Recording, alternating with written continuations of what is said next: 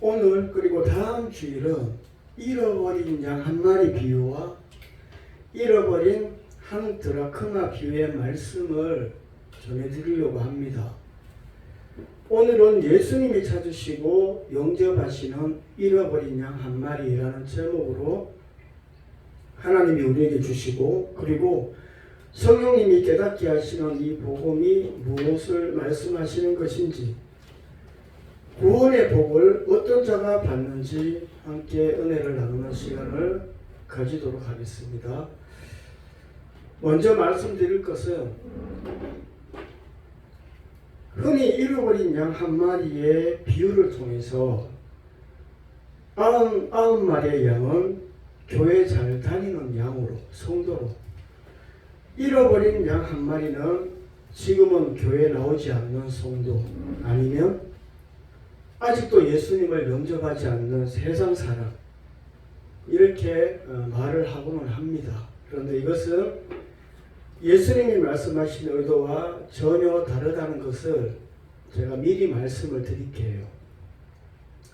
본문 1절 2절에 보면 예수님이 하시는 말씀을 듣기 위해 누가 가까이 나옵니까? 모든 세리와 죄인들이 가까이 나오죠.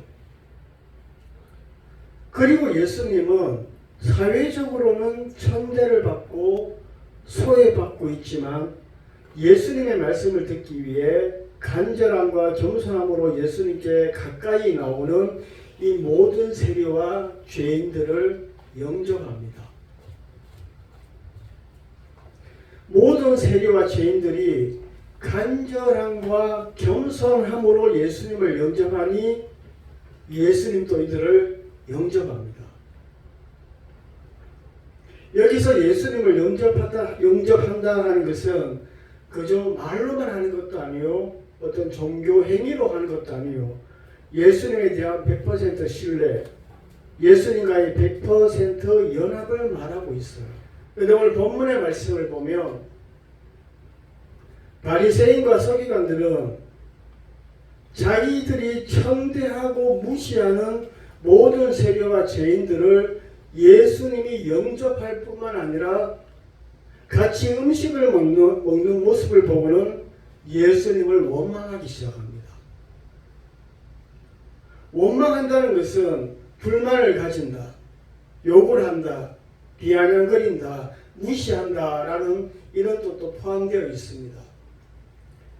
아마 이 바리새인과 서기관들은 모든 세리와 죄인들이 칭송하고 따르는 예수님이 모든 세리와 죄인들에게 지도자의 자리에 앉아있는 자신들을 예수님이 영접해주고 공경해주기를 바랬던 것 같아요. 예수님을 통해 자신들의 권위와 위치를 더 세우고 싶어 했던 것 같습니다.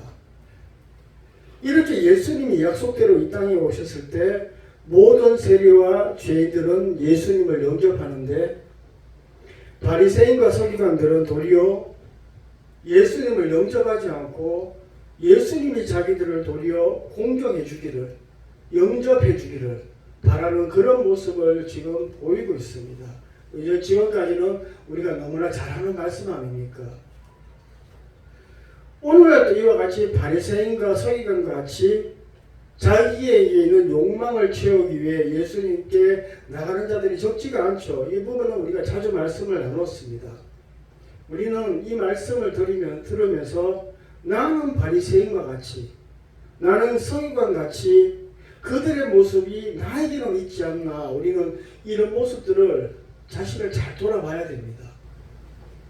이 잃어버린 양 한 마리 비유, 그리고 이런 한 드라크마 비유는 예수님이 누구에게 들려주시기 위해서 이 비유의 말씀을 시작하셨죠?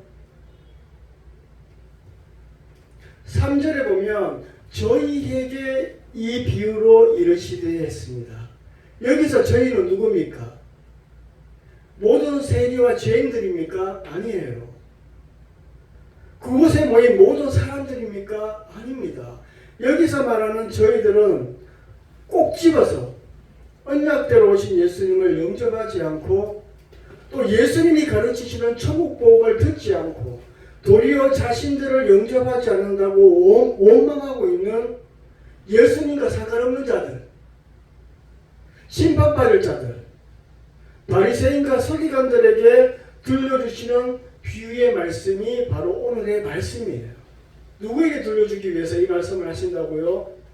바리새인과 서기관들, 예수님과 상관없는 바리새인과 서기관들에게 들려주시기 위해서 이 이런 양 한 마리, 그리고 이런 한 드라크마 비유를 예수님은 하시고 계시는 거예요. 제가 여러 번 말씀을 드렸죠.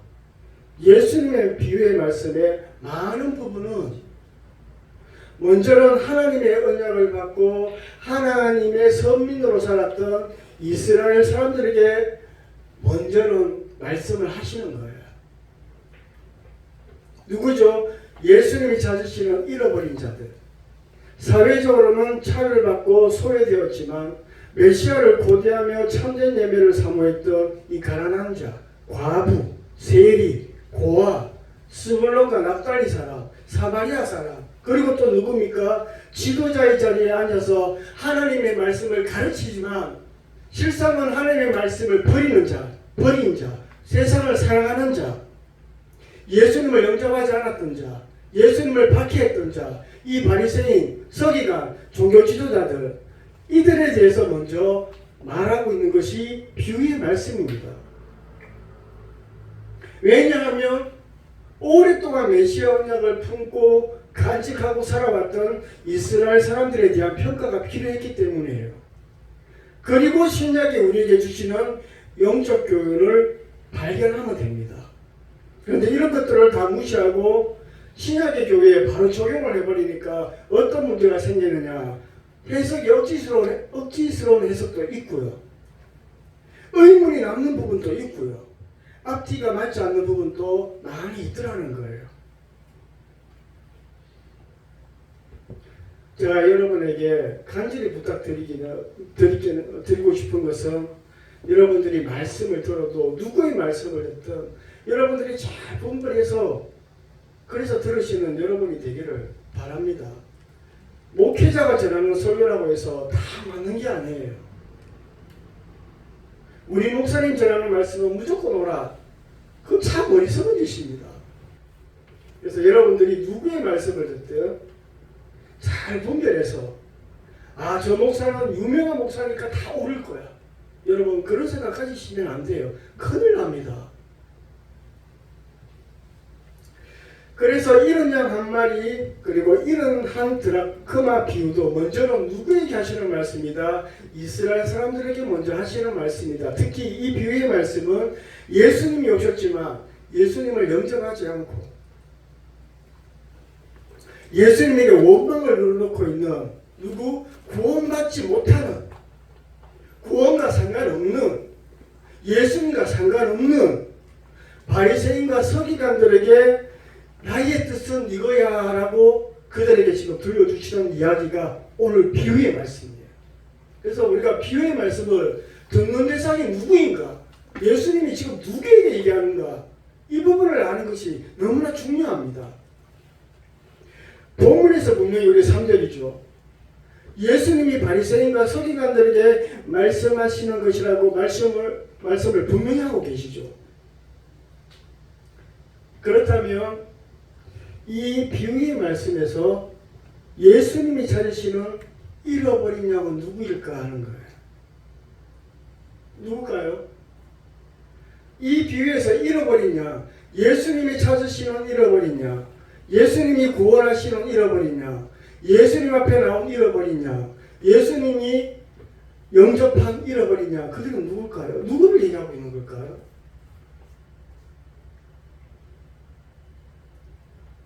지금은 교회 잘 다니다가 안 나오는 사람을 얘기할까요?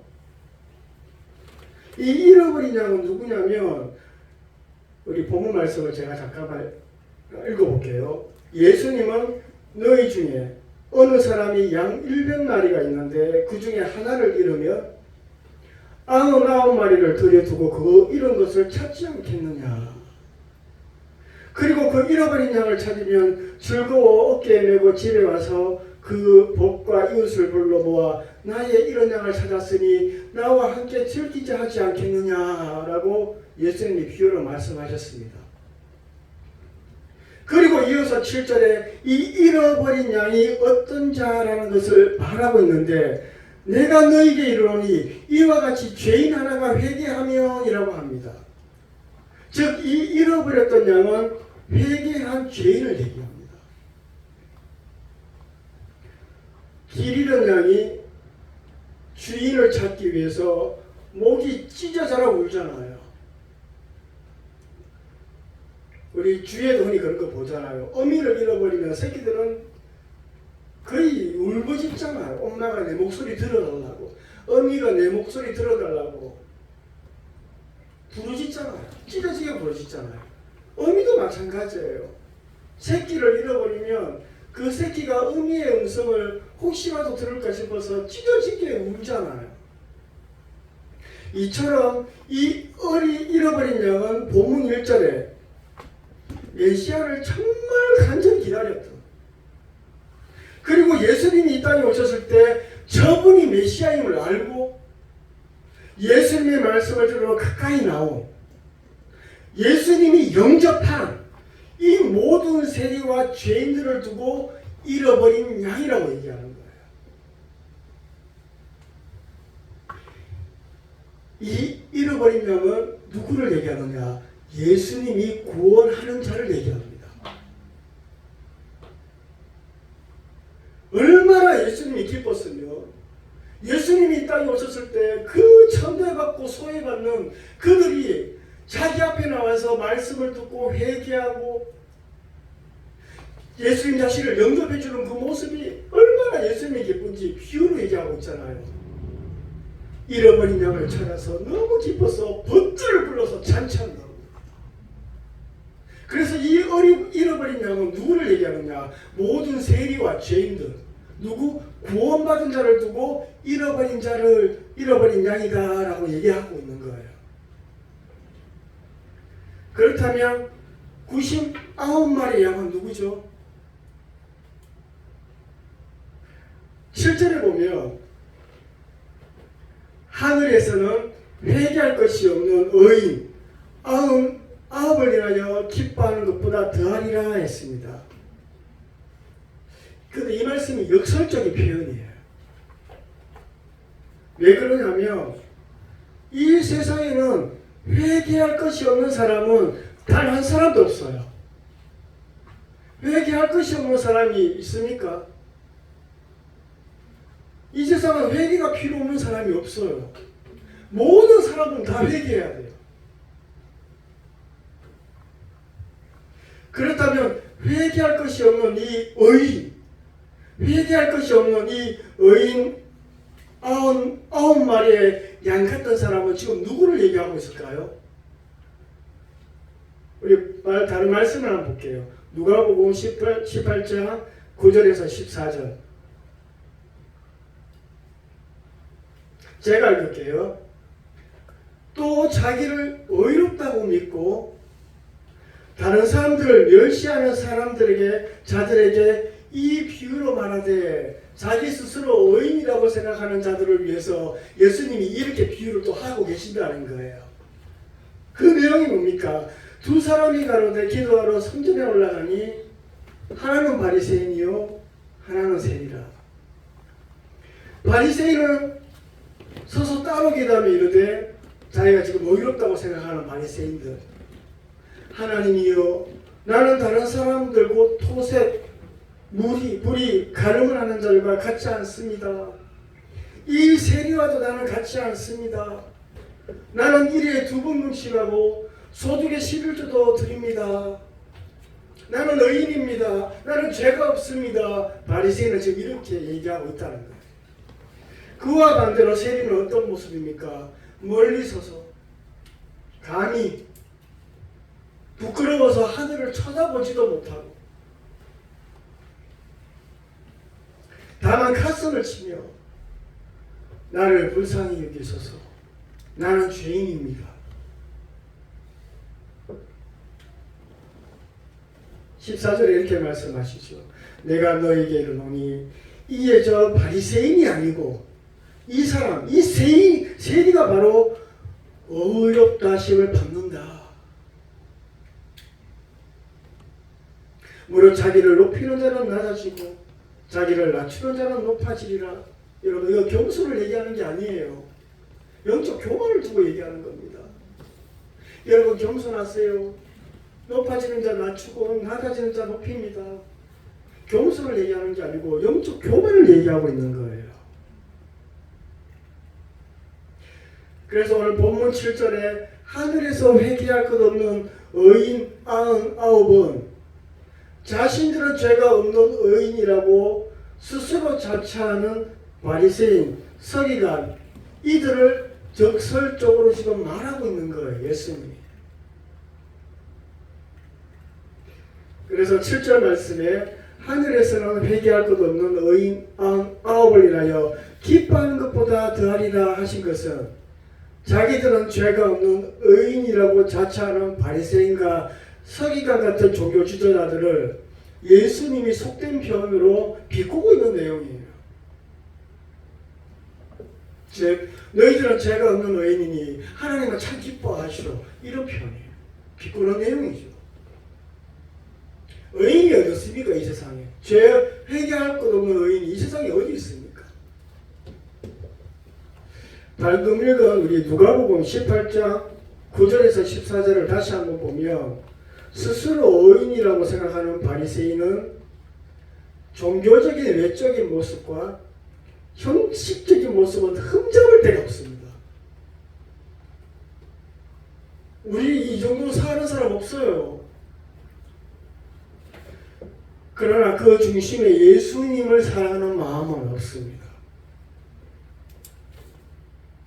자기가 중심이 되어 있어요. 자기 욕심이 중심이 되어 있습니다. 이렇게 형식적인 신앙인은 자기가 심판의 계에 서 있다는 것을 몰라요. 제가 여러분과 여러 번 나누었지만 자신이 예수님을 사랑하는 참 그리스도인인지 아니면 바리새인과 같은 종교인인지 알 수 있는 증거가 있다고 했습니다. 그게 뭐였죠? 참 그리스도인인지 아니면 종교인인지 그것을 알 수 있는 증거가 있어요. 누구는 말로 다 할 수 있기 때문에, 누구는 행동으로 다 외적인 행동으로 보여줄 수 있기 때문에 이걸로 알 수가 없어요. 어떻게 알 수 있습니까? 자기 중심에 소망하고 기도하고 있는 것이 보이지 않는 예수님의 재림과 용한 것에 대한 것인지 자기 욕망에 대한 것인지, 자기 중심에 하나님의 나라를 세워가려고 하는 그런 영적인 간절함이 있는지 아니면 세상 것을 끊임없이 채우려고 하는지 자신을 속이는 마음을 잠시만 내려놓고 생각해 본다면 자기가 구원의 길에 서 있는지 심판의 길에 서 있는지 누구나 알 수 있습니다. 내 속에 소망하고 있는 것과 내 속에 채우려고 하는 것이 무엇인가에 따라서 그 사람은 참 그리스도인이다. 그 사람은 종교인이다. 여러분 구분됩니다. 자기는 알아요. 그 우리는 그것을 외면하죠. 알려고 하지 않아요. 왜냐하면 두렵기 때문에. 여러분 목회자든 성도든 자신의 세상적인 욕망을 채우기 위해 하나님의 뜻으로 포장해서는 안 돼요. 그리고 누가복음 18장 13절에 세리는 나는 죄인입니다. 이거는 영적인 최고의 겸손의 모습이에요. 그래서 잃어버린 양 비유의 말씀, 오늘 잃어버린 양 비유의 말씀이잖아요. 잃어버린 양 비유의 말씀에서 잃어버린 양은 누구를 얘기한다고요? 자기가 죄인임을 알고 그 죄를 회개하고 겸손함과 진실함으로 예수님께 나온, 예수님이 영접하시고 예수님이 구원하시고 그리고 구원받은 자인 모든 세리와 죄인들을 두고 지금 잃어버린 양이다, 잃어버린 양 한 마리다 라고 얘기하고 있는 거예요. 결코 교회 잘 다니다가 지금은 교회 떠난 사람을 얘기하는 게 아니에요. 너무나 틀려요. 의미가. 우리가 잃어버린 양이라고 합니다. 잃어버렸다는 것은 신앙적으로 나가떨어진 것을 얘기하는 게 아니에요. 성경에서 말하는 잃어버렸다는 뜻은 신앙적으로 완전히 떨어져 버린 것을 말하는 것이 아니라 사회적으로 소외되고 천대받는 상태를 얘기하는 거예요. 이게 성경에 나온 잃어버렸다는 의미입니다. 잃어버린 양은 구원받은 자를 얘기하지 지금의 교회 다니다가 나가버린 성도를 얘기하는 게 아닙니다. 예수님도 잃어버린 양, 잃어버린 자를 찾아 구원하러 오셨다고 우리한테 분명히 말씀하고 계시죠. 그리고 99마리의 양은 누구를 얘기하죠? 스스로 죄가 없는 의인이라고 자처하는 자들. 예수님을 영접하지 않고 도리어 예수님을 원망하고 있는 예수님과 상관없는 자, 바리새인과 서기관들을 두고 99마리 양으로 예수님이 비유하고 계신 거예요. 결국 지금 교회 잘 다니는 성도를 얘기하고 있는 게 아니에요. 그래서 잃어버린 양 비유의 말씀은 예수님이 찾으시고 구원하시는 자, 그가 누구인가? 스스로 죄인임을 알고 예수님 앞에 나와 예수님을 영접하는 자, 또한 예수님이 영접하는 자를 얘기하고 있습니다.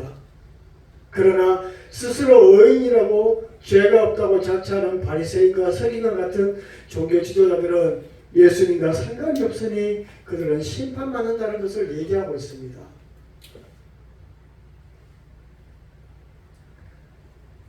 한번 생각해 봐야 됩니다.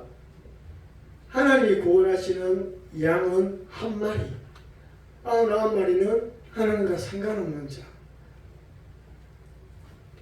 우리는 어디에 속할까요? 다시 말씀을 드리지만 잃어버린 양 비유는 교회 잘 다니다가 지금은 교회 떠난 사람들을 얘기하는 게 아니에요. 99마리 양도 교회 잘 다니는 사람을 얘기하는 게 아니에요. 99마리 양은 심판받을 바리새인과 서기관을 말하고 있습니다. 이 99마리 양을 지금 교회 성도로 말을 하고 있다면 예수님이 말씀하신 것과 너무나 틀린 거예요. 그동안 탕자의 비유나 사마리아 여인의 말씀, 혼인잔치 비유의 등을 통해서 여러분 다 들어서 아시겠지만 우리 이방인은 하나님의 언약을 받은 적이 없어요. 그 언약을 목숨 걸고 지킨 적도 없죠. 그 언약을 전달한 적도 없습니다. 신약의 교회는 단번에 구원을 받은 자들이에요. 그래서 우리는 잃어버린 받은 적도 없어요. 나간 적도 없고. 여러분 분명합니다. 물간성령으로 거듭난 성도는 결코 신앙을 버리지 않아요. 결코 버리지 않습니다. 분명합니다. 말씀을 맺을게요. 그렇다면 잃어버린 양 한 마리 비유에서 우리 신약의 교회가 얻을 영적 교훈은 무엇입니까? 모든 세례와 죄인들은 예수님을 영접합니다. 그리고 예수님의 영접을 받게 되죠. 이들은 하나님이 아브라함을 통해 그들에게 주신 메시아 언약을 비록 보이지는 않지만 메시아의 주님 때까지 그 소망을 품고 메시아가 오셨을 때 영접한 자들이에요. 참 그리스도인은 누구인가? 구원받은 참 그리스도인은 누구인가? 이들과 같이 비록 보이지는 않지만 예수님의 재림을 품고 사는 자들이에요. 여기서 중요한 것이 있습니다. 메시아의 재림을 소망했기 때문에 메시아를 영접한 것처럼 메시아의 재림을 소망하는 자가 구원받은 자예요.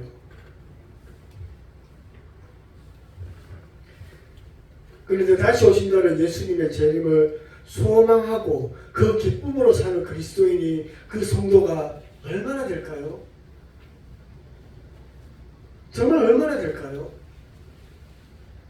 도리어 세상에서 잘 먹고 잘 사는 것이 하나님을 잘 믿는 복이라고 말하는 사두개인처럼 세상의 것이 목적이 되어 사는 기독인이 얼마나 많습니까? 이들이 바로 90마리 양으로 비유된 구원과 상관없는 바리새인과 서기관 같은 자들입니다. 이들은 메시아의 초림을 소망하지 않았기 때문에 메시아를 영접하지 못했어요. 마찬가지입니다. 메시아 예수님에 대한 재림이 소망이 없는 자는 구원받지 못합니다. 구원과 상관없는 자예요.